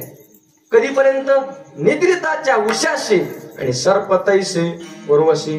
परंतु तो झोपेतून जागा झाला की सापाबद्दल भीती निर्माण होते आणि उर्वशीबद्दल प्रेमही निर्माण होतं. मग वासना गेली का वासनेचं बीज गेलं महाराज? वासना गेली नाही आणि वासनेचं बीजही गेलं नाही. परंतु संतांच्या सहवासात गेल्यानंतर वासना तर जातीच जाते, परंतु वासनेचं बीज जातं. मग काय आहे वासनेचं बीज? तर महाराज सांगतात वासनेचं बीज आहे अज्ञान. अज्ञानामुळे वासना निर्माण होतात. मग अज्ञान कशामुळे माणसाच्या ठिकाणी येतं? तर इच्छा. ज्ञानोबा म्हणतात ते तर इच्छा ही कुमारी झाली, मग कामाच्या तारुण्या आली, ते तद्वेषेशी मांडली वराडिक. मग इच्छा कशी तरुण झाली? तर त्याच्या अगोदरची ओळी मग महाराज काय की अहंकार तनुशी वालभ पडले. मी देह आहे आणि देहाच्या ठिकाणी अहंकार निर्माण झाला. इच्छा तारुण्यात येते आणि त्याच्यामुळे माणसा ठिकाणी काय होतं? अज्ञान निर्माण होतं. मी देह आहे असं म्हणलं की अज्ञान निर्माण होतं. ज्ञानोबा म्हणतात ते अज्ञान ये गरुडे तेने को हमी कल्पाचे मांडे, मग विवरोनी किजे पुढे देहो हम ऐसे. अज्ञानामुळे माणसा ठिकाणी इच्छा तयार होतात. मी देह आहे स्मृती अज्ञानामुळे निर्माण होते. परंतु एकदा का आपण संतांच्या सहवासात गेलं की मग काय होतं? ज्ञान पैगा बरवे जरी मनी आते आणावे, तरी संताया बजावे सर्वस्वीसी.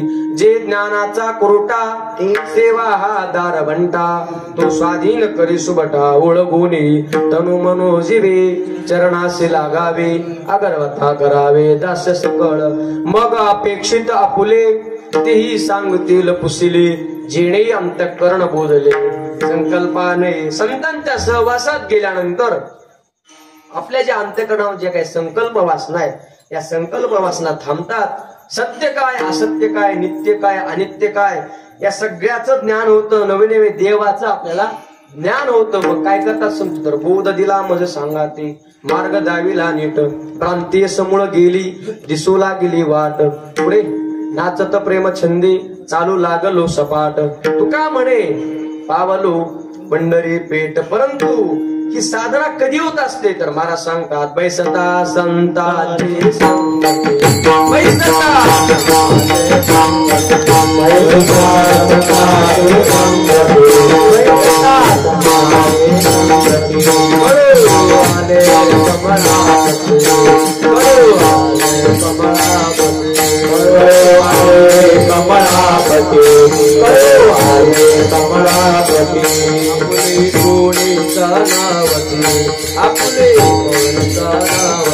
आपुले कोणी सनावते, आपुले कोणी सनावते. झाला चित्त दृढ झाला निश्चय चित्त दृढ झाला चित्त दृढ झाला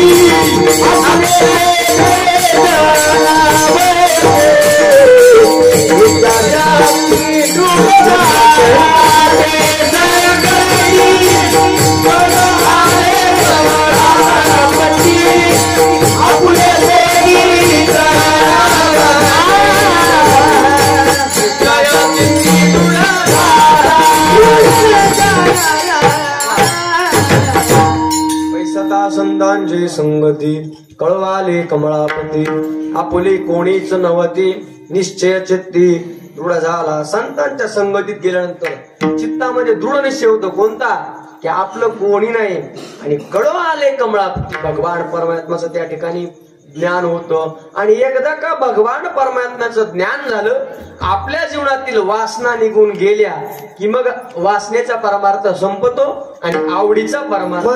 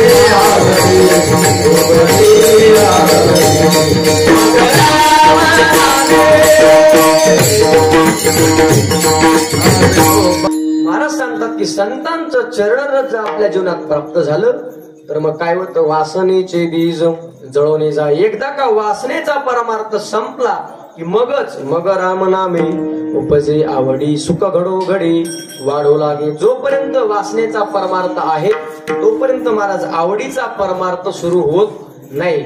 एके ठिकाणी मामासाहेबांनी सांगितलं एक व्यक्ती होता आजारी पडला डॉक्टरांच्याकडे गेला. सांगितलं डॉक्टर साहेब मी 5 चपात्या खातो दिवसाच्या आता अर्धी सुद्धा चपाती मला खाऊ वाटत नाही मला भूक लागावी म्हणून काहीतरी औषध द्या. डॉक्टर साहेबांनी औषध दिलं हे औषध घ्या मला बरं वाटेल. तो व्यक्ती औषध घेतलं घरी आला संध्याकाळी औषध खाल्ल्यानंतर त्याला रात्रभर जुलाब झाली भरपूर त्रास झाला. परत सकाळी डॉक्टरकडे गेला. डॉक्टर साहेब अहो मला 5 चपात्या खायचो भूक लागावी म्हणून तुम्हाला औषध द्या म्हटलं तर तुम्ही दिलेल्या औषधाने माझ्या पोटातलं होतं ते सुद्धा निघून गेलं. डॉक्टर म्हटले त्याच्याकरता तुला औषध दिलं अगोदर तुझ्या पोटातली सगळी घाण निघून जाऊ दे मग तुला चांगली भूक लागेल.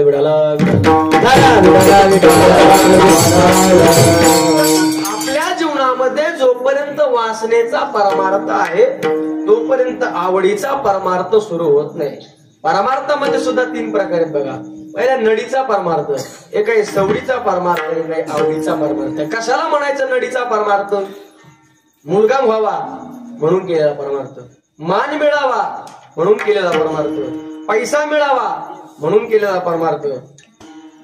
असला परमार्थ करणाऱ्यापेक्षा न करणारा बरा.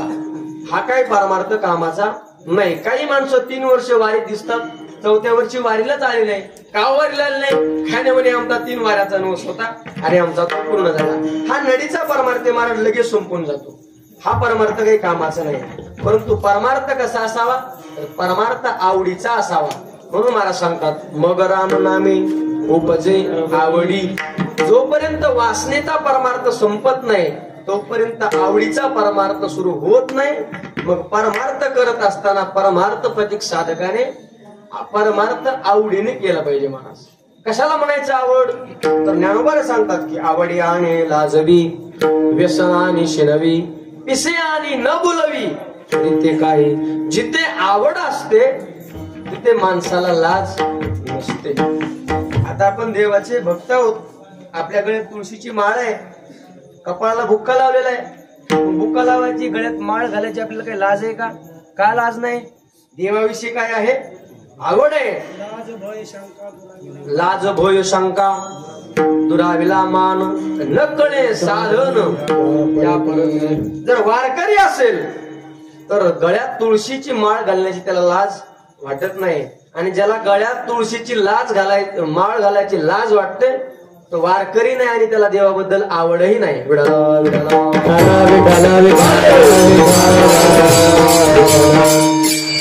जिथे आवड असते तिथे महाराज लाज नसते. याच्याकरता तुम्हाला एक व्यावहारिक दृष्टांत सांगतो आणि एक पारमार्थिक दृष्टांत सांगतो. अगोदर पारमार्थिक दृष्टांत तुम्हाला सांगतो. आता बाबाने ते प्रमाण दिलं बघा. जगद्गुरु तुकोबा म्हणतात की आम्हाला देवाची आवड असल्यामुळे आम्हाला त्याची लाज नाही. लाज भोय शंका दुराविला मान नकळे साधन या परते गायनाचे उडे आपुलिया छंदे मनाच्या आनंदे आवडीने. आम्ही परमार्थ कसा करतो? आवडीने करतो. का? आम्हाला लाज नाही. आता ऐका व्यावहारिक दृष्टांत तुम्हाला सांगतो. एक 200 एकरचा मालक आहे. बस का 200 एकर? बस 500 बरं 500 महाराजांच्या मन आपल्याकडे द्यायची का घ्यायची? 500 एकरचा मालक आहे आणि त्याच्या इथे बाई खुरपण्याकरता 200 रुपये हजेरी लागली. किती? 500 एकरचा मालक आहे आणि बाई आली 200 रुपये हजेरीनं कामाला. आणि हा पट्ट्या त्या बायकाजवळ जातोय आणि त्या बाईला काय होतं? अक्का आहे का तंबाखू? मालक कितीच आहे? 500 एकरचा आणि बाई केवढ्याला 200 रुपये आली. आहे का याला लाज? मग का? आवड आहे तंबाखू विषयी, कुणाला मागावी याची लाज नाही महाराज. म्हणून करता आवडी आणि लाज. ज्ञानोबाने आणखी एक दृष्टांत सांगितलं याच्या पुढचा. ज्ञानोबा म्हणतात की जिथे आवड असते ती गोष्ट माणसाला परत परत करावी वाटते. ओवी आहे का लक्षात? आवडी जेत पडे याची अवसरी पुढे पुढे. हा भाऊकी चांगली पाहिजे बघा. मी तुम्हाला म्हणलं बाबा तरी आपल्या संतोषराव आता कीर्तनात अडचण येत नाही. आता आम्हाला कधी कधी अडल्यानंतर आमचे बंधू तरुण विचारते संतोष मधुकर यादव यांचं सुद्धा बरंच ग्रंथाचं वाचन असतं. कधी अडकलं तर ते आम्हाला सांगतात. पण आता इथे भक्कम पार्टी उभा आहे, अडचणच नाही. ना बरं म्हणतात की आवडी काय म्हणलं मी? जयाची आवडी पुढे पुढे. हा तर जी माणसाला गोष्ट आवडत असते ती गोष्ट माणसाला सतत सतत करावी वाटते. याच्याकरता तुम्हाला एक व्यावहारिक दृष्टांत आहे का नाही? काय नाव आहे तुझं? सावध बरं एवढं काय झालं गावराला? वा परीक्षित नाव आहे. ऐका परीक्षिता. मी तुझा मामा माझं बाच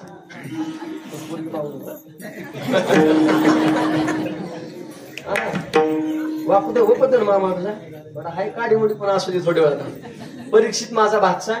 मग परीक्षितेच्या मामानं काय केलं बघा? परीक्षितेचा आवडीचा खाऊ पुण्याहून येताना घरी घेऊन आले. मग मामा आले म्हणले अरे परीक्षिता तुझ्या करता मी खाऊ आणला.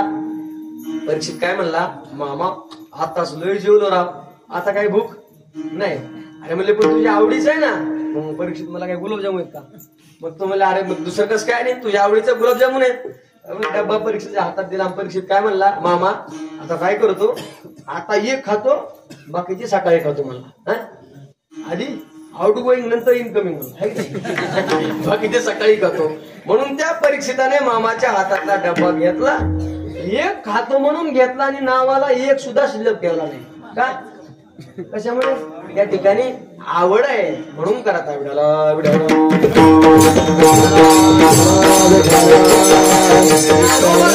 याच्या पुढचा आणखी एक दृष्टांत सांगितला. म्हणतात आवडिया ती साच तरी जीवित ही सलंच आणि आगी देखोनी रोमांच देखी जती सती आहे. एक सती आहे, एक स्त्री आहे, आपल्या पतीचं जळतं प्रेत पाहते आणि त्या सरणामध्ये काय करते, उडी मारते. का? एरवी आपल्याला आगीचा चटका लागतो का नाही बाबा, परंतु सती जी आहे त्या जळत्या आगीत उडी मारते. कशामुळे? पतीवर प्रेम आहे म्हणून. मग जिथे आवड असते, जिथे प्रेम असतं तिथे लाज नसते. जिथे प्रेम आहे तिथे लाज नाही, तिथे आवड असते. जिथे अधिकाधिक माणसाला ती गोष्ट करावी वाटते, त्याच्याकरता आवड आहे म्हणून त्या ठिकाणी माणसाला त्याची लाज वाटत नाही. आणि म्हणून महाराज सांगतात मग राम नामे उपजे आवडी आणि सुख घडो घडी वाढवू लागे. एकदा का हा परमार्थ आवडीने माणसं करायला लागले की मग त्या ठिकाणी सुख काय करत असतं, हळूहळू हळूहळू वाढत असतं. किंवा या परमार्थाचं जे काही सुख आहे ते सतत वाढणारं सुख आहे. 3 विषय सुखाचे प्रकार सांगितले. एक आहे विषय सुख, एक आहे ब्रह्मसुख आणि एक आहे भक्ती सुख. जे स्थिर आहे त्याला भक्ती सुख म्हणायचं, जे कमी होणारं सुख आहे त्याला विषयाचं सुख म्हणायचं, आणि जे सतत वाढतं अंगी प्रेमाची भरते नेगे उतार चढते याला म्हणायचं भक्ती सुख. मग ह्या सुखाची आवड, हे सुख काय होत असतं माणसाच्या जीवनामध्ये हळूहळू वाढायला लागत असतं. परंतु जेव्हा राम नामाची आवड माणसाच्या जीवनामध्ये तयार होते तेव्हा काही माणसाला राम म्हणता येत नाही. महाराज वाल्मिक ऋषी होते, वाल्मिक ऋषी पत्नीला बोलायचे, आपल्या मुलांना बोलायचे, परंतु त्यांना राम म्हणता येत नव्हतं. मला सांगा राम शब्दामध्ये किती जोडाक्षर आहे? सोपा आहे. कृष्ण शब्दामध्ये तरी जोडाक्षर आहेत, पण एवढं राम नाव सोपं असून सुद्धा रामात त्यांच्या मुखात येत नव्हतं. का?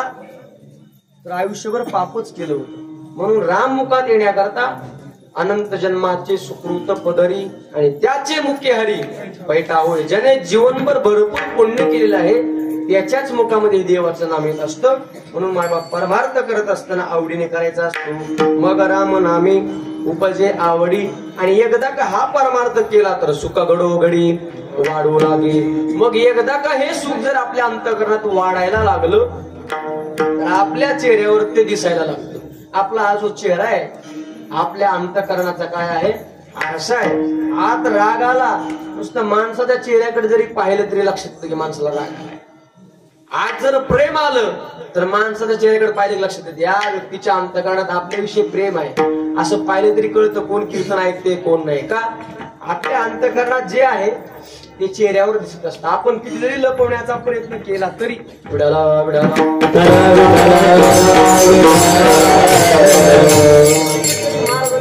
दृष्टांत दिला बा कशाचा? अंतरीचे धावे स्वभावी बाहेरी धरिताही परी आवरे ना. किंवा तो कोबडा एका ठिकाणी म्हणतात तो का म्हणे मेघ नाचवे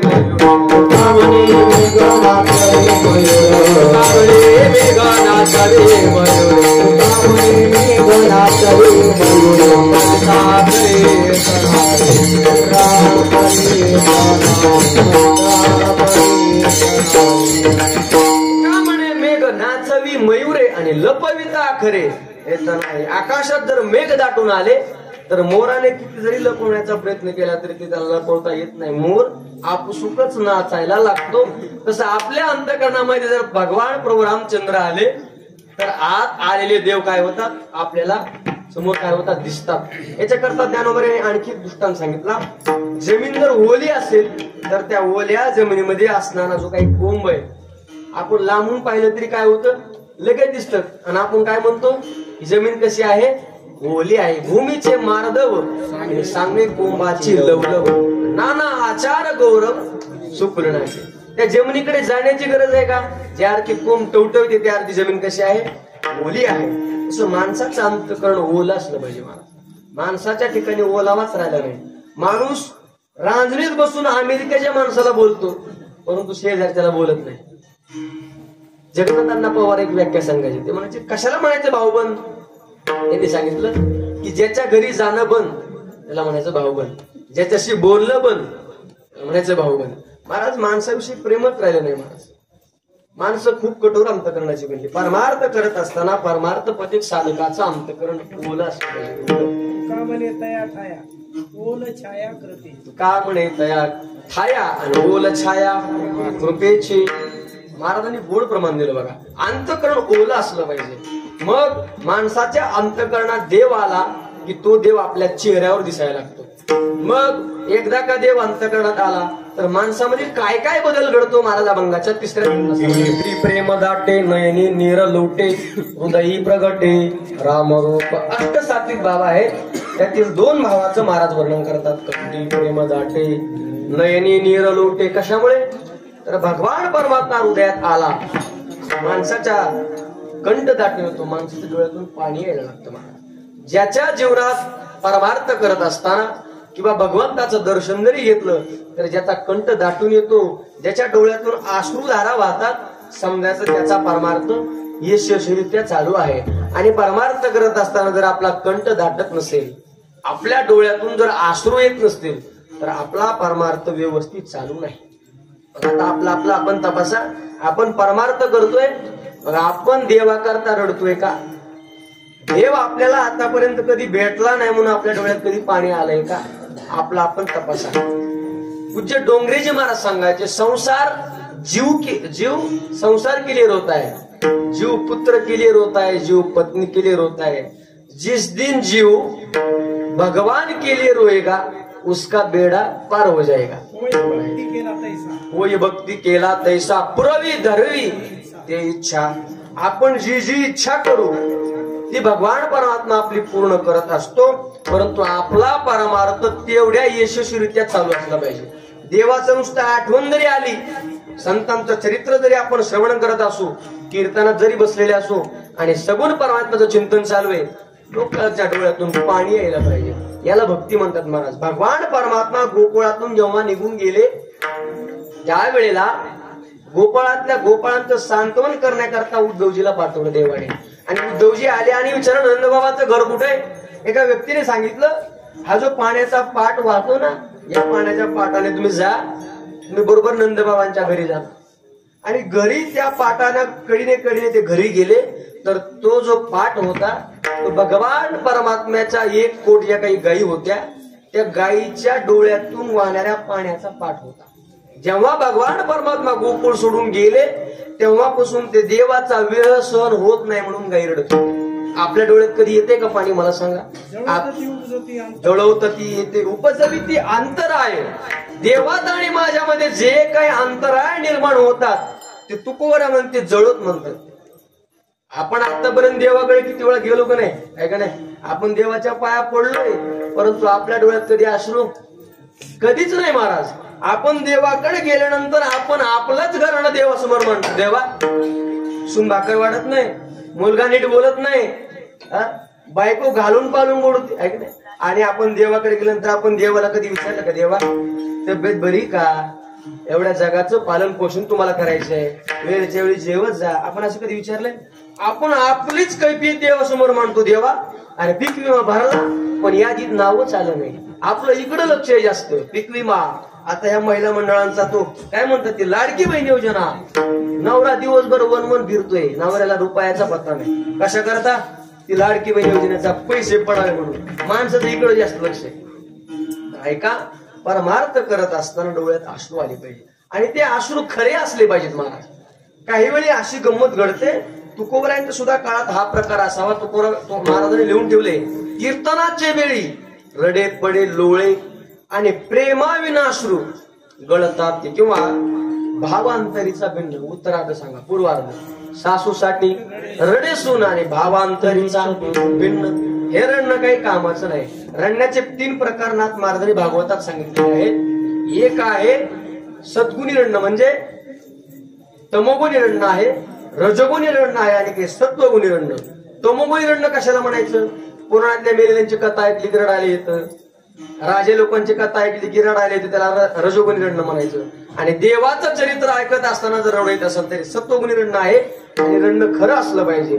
आणि जर रडणं खरं असेल आणि देव जर आपल्या अंतकरणात येत असेल तर समजायचं या व्यक्तीचा परमार्थ यशस्वीरित्या चालू आहे. मग रामनामे उपजे आवडी आणि सुख घडोघडी वाढू लागेल. तेव्हाच सुख काय होत असतं, घडोघडी वाढू लागत असतं. आणि महाराज सांगतात असं जे काही साधन आहे हे साधन कसं आहे, सुलभ आहे. म्हणे साधन सुलभ गोमटे परी उपतिष्ठे पूर्व पुण्य. महाराज सांगतात असं जे काही साधन आहे हे सुलभ म्हणजे सोपं आहे, गोमट म्हणजे चांगलं आहे. पण ज्यानं काही पुण्य केलेलं आहे त्यालाच हे करता येतं.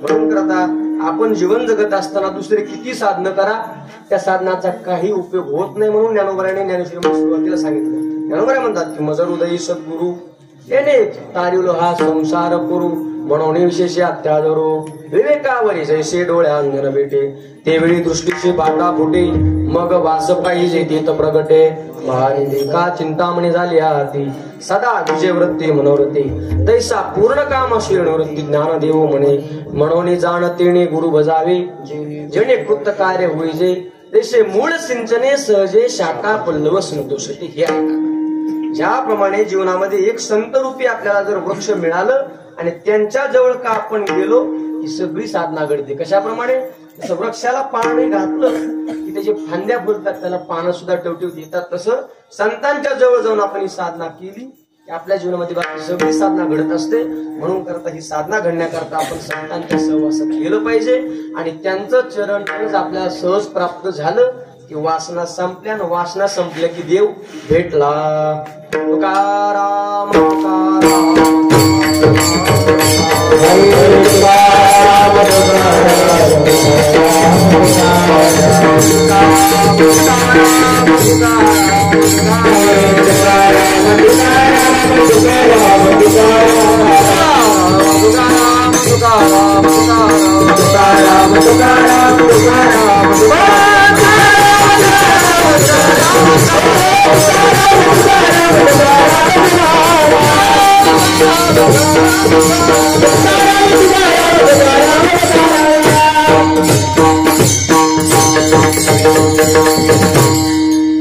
दोन तास आपण कीर्तन ऐकलं, पण या कीर्तनातलं सगळंच आपलं काही लक्षात राहील असं सांगता येत नाही.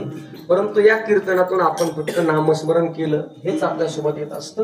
म्हणून मायबाप आपल्या जीवनामध्ये भरपूर नामचिंतन घडावं, संतांची संगत आपल्याला घडावी आणि आपल्याही अंतकरणातील वासना नाही तर वासनेचं बीज माझ्याचे तुमच्या अंतकरणातलं जावं आणि देवाविषयी आवड निर्माण व्हावी.